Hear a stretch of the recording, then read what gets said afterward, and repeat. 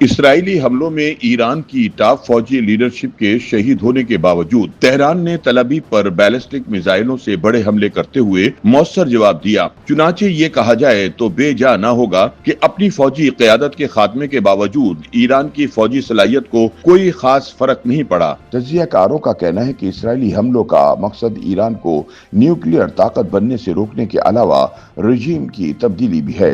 اسی لیے اسرائیلی وزیر اعظم نیتن یاہو نے ایرانی عوام سے اپیل کی ہے کہ وہ حکمرانوں کے خلاف سڑکوں پر نکل آئیں، چونکہ انہیں حکومت کی تبدیلی کا اس سے بہتر موقع نہیں ملے گا۔ تاہم اسرائیلی حملوں کا ایرانی عوام پر الٹا اثر ہوا اور لوگ اپنی حکومت کے حق میں سڑکوں پر مظاہرے کرتے نظر آتے ہیں۔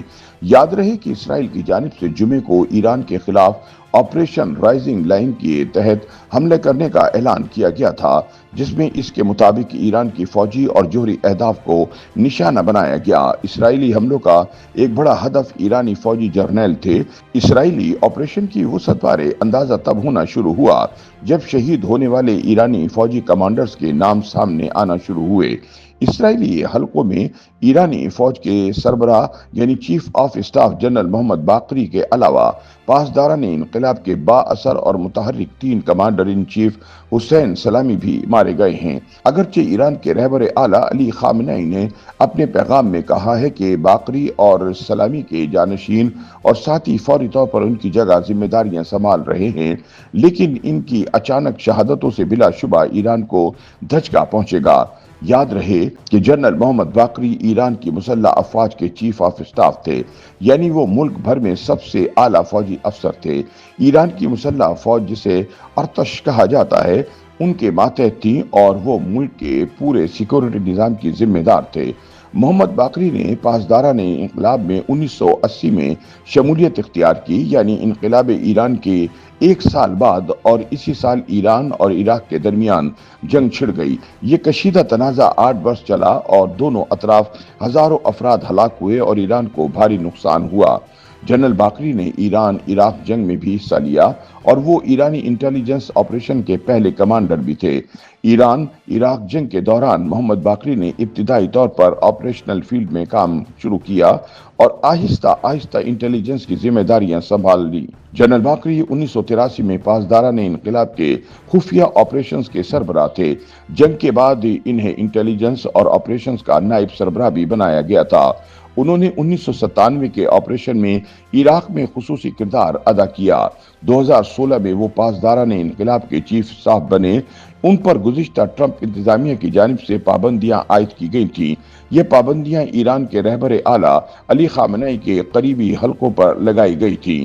خیال رہے کہ ان پر یورپی یونین پر روس کو ڈرونز سپلائی کرنے پر پابندیاں عائد کی گئی تھیں اور ان پر کینیڈا، امریکہ اور برطانیہ کی جانب سے 2022 میں مہسا امینی کے قتل کے بعد ہونے والے مظاہروں پر کریک ڈاؤن کرنے پر پابندیاں لگائی گئی تھیں۔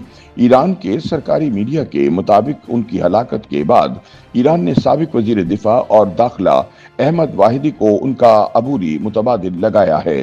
اسرائیلی حملوں میں شہید ہونے والے سب سے سینئر ایرانی رہنما جنرل حسین سلامی تھے، جو کہ پاسداران انقلاب کے کمانڈر ان چیف تھے۔ سلامی نے 1980 میں ایران عراق جنگ کے آغاز پر پاسداران انقلاب میں شمولیت اختیار کی تھی۔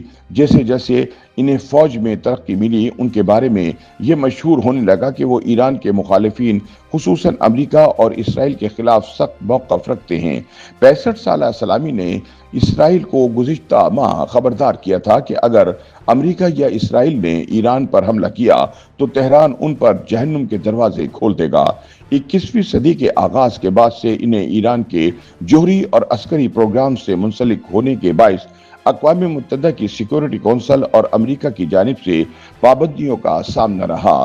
سلامی کی قیادت میں ہی ایران نے اسرائیل پر پہلا فوجی حملہ کیا تھا، جس میں 300 ڈرونز اور میزائل داغے گئے تھے۔ جب حال ہی میں اسرائیل کے ساتھ حالیہ دنوں میں تناؤ میں اضافہ ہوا تو سلامی نے کہا تھا کہ ایران کسی بھی قسم کی صورتحال، واقعات اور حالات کے لیے پوری طرح تیار ہے۔ انہوں نے کہا تھا کہ دشمن سمجھتا ہے کہ وہ ایران کے ساتھ اسی طرح لڑ سکتا ہے جس طرح وہ کسی دفاعی صلاحیت سے محروم فلسطینیوں سے لڑ رہا ہے۔ जो इसराइली मुहासरे में हैं, लेकिन हमने जंगें लड़ी हैं और हम तजर्बा कार हैं और हम इसराइल को भरपूर जवाब देंगे।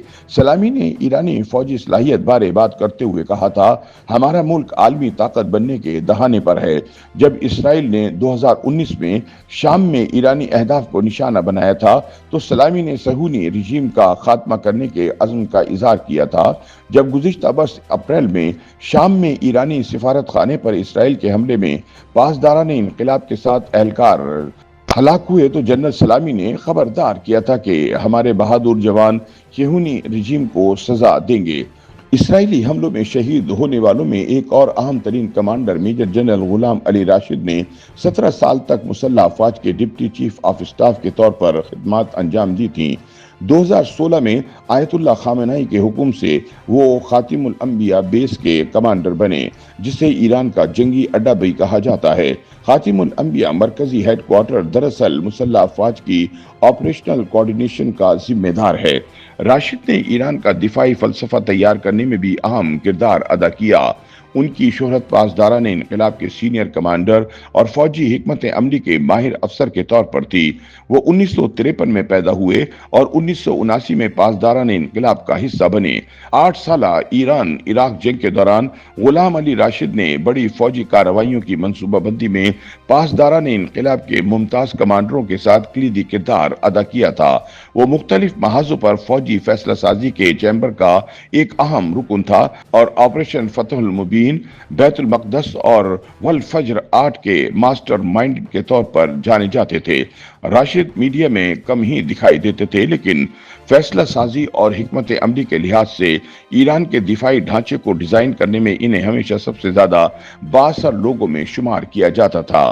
पासदाराने इनक़िलाब के एरोस्पेस फोर्स के कमांडर अमीर अली हाजीजादा भी इसराइली हमले में शहीद हो गए।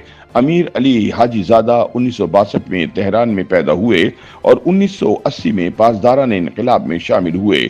इन्हें 2006 में एरोस्पेस फोर्स का कमांडर तैनात किया गया था।